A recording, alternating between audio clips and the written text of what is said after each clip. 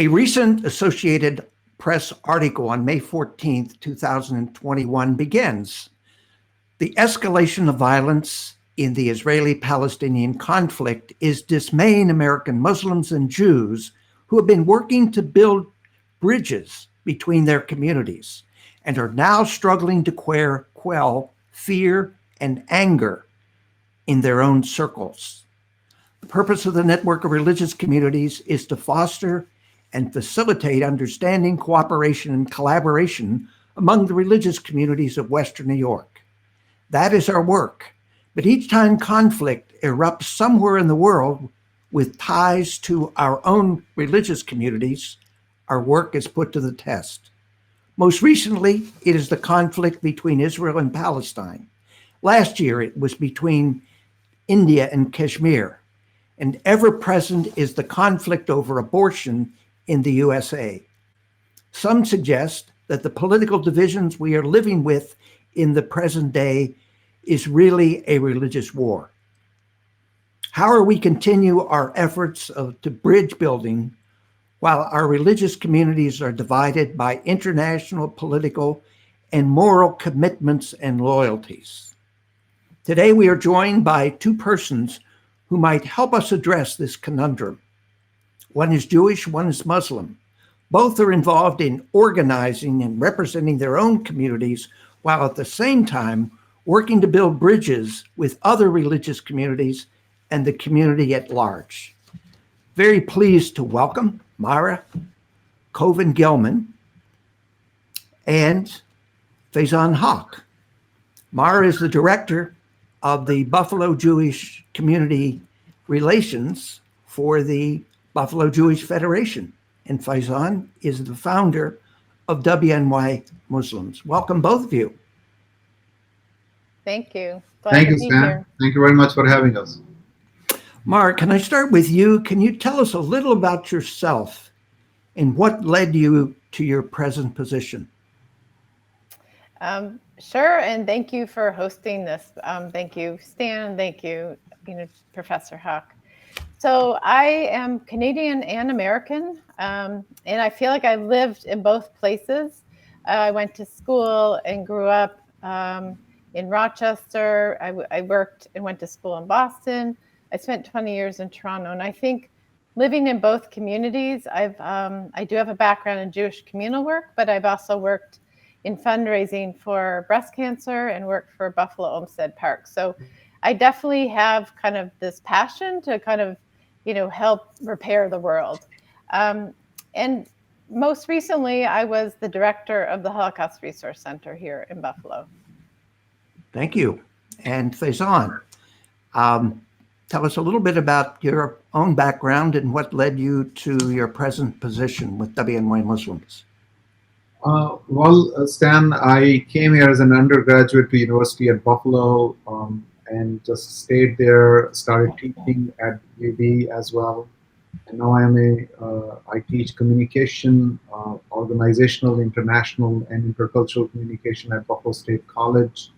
I also founded this in 2005, a group. It was basically an email listserv in the beginning to inform people in a post 9/11 how to deal with the situation in the United States. And then after that, it turned into an organization, and we focus on creative communication and tools for the young people. And our values are awareness, diversity, and service. And we are non-denominational, we are non-mosque based, we try to connect all the communities. And as you know, we've been part of a network of religious communities. And we are always busy because every semester, every summer, we have new interns, new people coming in. And we remain focused on the younger crowd of the community to create a space for them and also to be able to integrate with each other, with other communities as well. And Myra, can you tell us a little bit about the Buffalo Jewish Community Relations Council and what that work involves? Sure. So the JCRC is part, as you said, of the Buffalo Jewish Federation. And we also are quite dedicated, to creating and maintaining civil, justice and peace in Western New York, and around the world. So how does that look? We focus on three kind of major areas. One is social justice, one is combating hate and anti-Semitism, and the third one, which is probably the most important, is building relationships with other faith communities, ethnicities, cultures. And so that, there's so many priorities. And I'm so, excited when I see all the good work that Western New York Muslims do around kind of social impact. I think that these are, amazing places. I should say that we are part, there's about 125 JCRCs across the United States. Many sit in their federations, the federations.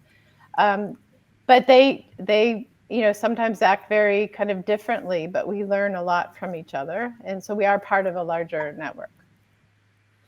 And Faizan, a little bit about your work with WNY Muslims. I know you have a number of different hats you wear, but here we're talking about WNY Muslims, your work there, and what are you trying to achieve? Stan, because as you know, Muslims here are mostly, they are relatively speaking, new immigrants to the United States, and their integration is a process, and there are challenges to the first generation born here, raised here, at least raised here, to integrate with the society at large. And this is where we focus. And in that we get to meet with a lot of, I would say, untamed energy of the young people, and then see them and work with them, and bring them into an area where they can integrate with the society, but at the same time stay in touch and intact and in contact with the culture and the traditions of the Islamic faith and the Muslim civilization, and bridge gaps with the other communities. And we had a very strong programs, and last year, actually year before last year, and even in COVID, we had some plans. Salam Shalom conversations with the Jewish community. We had Know Thy Neighbors with our Christian brothers and sisters, and then we also had this collective film festival where we received 200 submissions from over 56 countries. So we are involved in that area, and we also try to bring all the mosques in the area on one page by providing them a newsletter and providing all their prayer times on one website, and keeping up everybody that what is happening in different Muslim communities. As you know, Muslim communities is really expanding and with leaps and bounds in this region of Western New York, and we are very, very excited about that. And we feel very fortunate we can serve their needs. Well, you make some of my work easier when somebody calls and said, well, what are the mosques in Western New York? And I said, go to WNY Muslims and you'll find the addresses and contacts and so forth, and little general information about the Muslim communities of Western New York. One of the things I've learned in my years with the network of religious communities is that each time I get engaged with the religious communities, and I become aware of all the diversity and differences and conflicts within their own communities, but then they assume that the other religious communities, the people there are all the same. So in this case, that all Jews are the same, or all Muslims are the same. I want each of you to talk a little bit about the diversity of your communities and the kind of tensions that arise from that as well. If you want me to jump in, I think that's such a wise part. A lot, we want to kind of approach this with curiosity. We always joke in the Jewish community, like one Jew, two different opinions, or the old adage of, kind of a Jew on an island and there's two synagogues. One is one they go to and another one is one they wouldn't step foot in. So that kind of there. And then if you go beyond that humor, what does that really mean? It's a family, and families have differences of opinions. So I wouldn't say we speak with one voice for all the Jewish community. I would never say that, but to honor and listen to a range of, opinions and voices, even within our community. Faizan? So I would echo everything that Mara has said. The only thing is I'll replace Jews with Muslims in the same conversation, because we also from very, very diverse backgrounds, and I work with so many communities. But there are certain areas that we can talk about: traditions, we can talk about history, we can talk about serving your fellow human beings. The needs are the same. Everyone gets hungry, and one needs food. Everybody needs shelter. So this is the kind of areas that we can come in together, and we sometimes feel uncomfortable talking about certain issues, and this is where our wisdom of our elders and the wisdom that we learn from our traditions comes into picture, comes into play. That have we learned from that to be able to communicate with each other and not block all communications, and and lock away the key. So in that, what I have learned from my tradition, my Prophet Muhammad, peace be upon him, to be able to talk to all the communities, serve your fellow human beings, and find ways to work and live, not only coexist, live and help other people live better lives. Well, I want to draw on your experience. You teach communications at Buffalo State College. And so I'd like to draw on that expertise, that you can tell us a little bit about communication between persons and communities that are different than one's own. Well, get ready for a 4 hours lecture now. So the thing is that I'll give you a very brief thing, that I teach 3 principles throughout the semester to my students, and I call them Faizan Huck's golden principles of intercultural communication. And the first principle is, the most important conversation is the one that you have with yourself. And the second principle is, when you are in a communication transaction, you must suspend all judgments. And the third and the last is to always engage in a proactive and contextual communication. So let me give an example. When we sit down with our friends, we're having conversations in our own minds, and if those conversations go unchallenged, there's a condition called schizophrenia. Same way in communities, around our dinner tables and our close friends, when we sit down and we see these conversations happening, we must challenge those conversations, because we don't want them to go into a direction where there's no challenge, there's no diversity in voices. Because when these conversations of schizophrenia at a societal level get out of hand, then we have Nazi Germany. And this is why my heart goes out to the Jewish community and what they have been through. And if not too long ago, I remember we had an incident of vandalism in Jewish temple, and I said that that if you harm a Jew, if you harm that means you harm one of us. If you harm them, you harm us. Because the human life is very, very important, and human tradition is very, very important. So we cannot be living in a society where we go around and hurt and harm people or human beings of our own society and culture.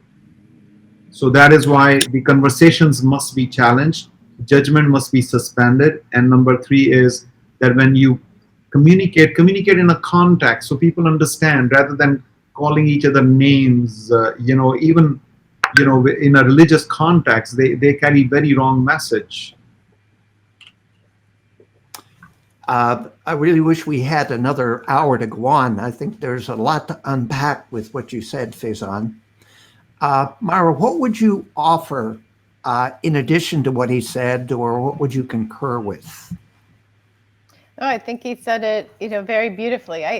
I think also in kind of there's an organization called Resetting the Table, and I think it's really aimed at kind of the range of opinions that get so passionate within the Jewish community. It's almost like we need to come back to our family table to reset it and to have kind of guidelines. But I do think that, additionally, it's seeking to understand. And when we really listen to someone and hear their point of view, certainly we don't all have to agree with everything, but I think that common thread of being a human is, essential. My background also is more journalism and writing, print writing, which is different, right, than this space. And sometimes I really am drawn to things that, if you take an article or an issue and just compare what you read maybe on an Instagram or an image, right, or Twitter, to like an in-depth, Atlantic, article that goes into all the nuances and differences. So I'm not sure that can be replaced. But I think it's really, important to fully understand the person that you're talking with, and also be true to who you are, as you said, Faizan. Well, I'd like to ask each of you how you're able to continue your efforts of bridge building in the midst of sort of so much chaos that the moral, the religious, the international conflicts that are going on. And then any day you pick up the paper, or turn on the TV or radio, you're faced with those. How do you keep going on? This is such an important question, Stan. And I think this really gets to the importance of shared society. And this is what I mean, that when we look at issues of kind of voter engagement or poverty or people filling out the census, or how we dealt with COVID or how we distributed masks, this is where I think JCRC, we are in a lot of different spaces with our partners, and we want to kind of work on those goals together and show up for each other, and take up tasks and write press releases. And so I think those kinds of things to really work together. And I've had conversations even with, I'm a professional paid staff and I have a volunteer team.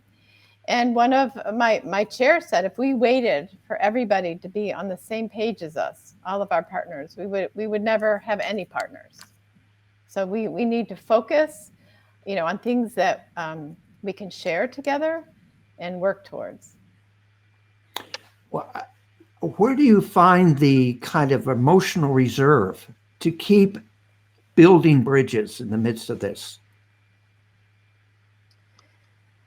That's a good question. It's hard. I talk to my colleagues right now, and I think that everybody is stressed, whether it's stress from listening to kind of news, to people within the community. We have many audiences, right? In communication, we always ask ourselves, before we write, before we speak, who is the audience? Who's going to actually take this information? But again, I get back to really seeking to understand. And sometimes I find people just need to listen.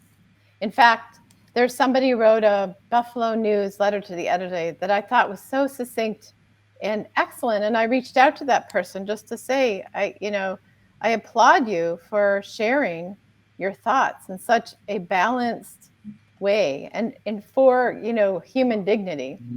And his reaction was, well, I just hope I'm not going to get a backlash.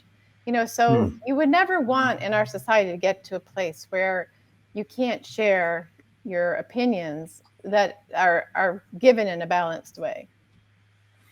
And Faizan, giving you a chance, how are you able to keep going on with your efforts of bridge building in the midst of all this chaos around international conflicts, political conflicts, moral differences? How do you keep it going, and what do you have to suggest around that? First of all, smile. Stan, it's very important to smile. And I don't see you smiling. You should be smiling, okay? That's very important. Number two, okay, one thing which is, a typical Muslim reaction will be that I was dropped out of this program because you discriminated against me. But actually, my battery died on my computer So I just wanted everyone to know. However, coming back to what you were saying earlier, the you find that energy in you by having that conversation that I'm speaking to you about. And in that conversation comes from a commitment that if you're serving humanity as humanity, then you have to get up every day. Whatever the beating you have to take the beating and get on your course and start putting one step ahead of another one and keep moving.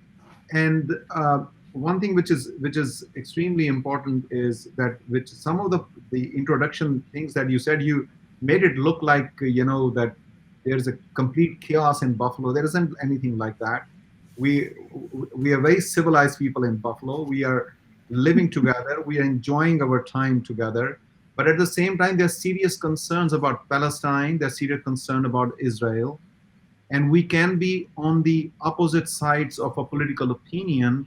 It necessarily doesn't mean that Jews and Muslims are up in arms in any way. That concept has to go, because that thing does not exist. Because even if we acknowledge that there's anything like that going on, we are doing a great disservice to our society, our community. We are way beyond that. Doesn't matter what kind of elements we may have in our communities who may have some views that we may not like, or we can call them extreme views or whatever. We know as a community, not only we hold together among challenges, we stick together and we help each other out. And you told me to put my phone on silent. That's a reminder that we're running out of time.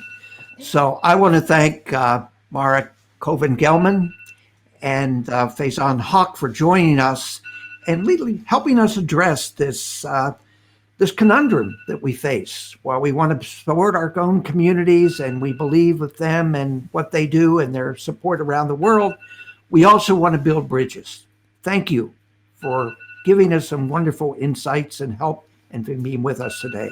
Thank you. Stan. Thank you, Mara. Salam alaikum. Alaikum Thank assalam. you. Take care.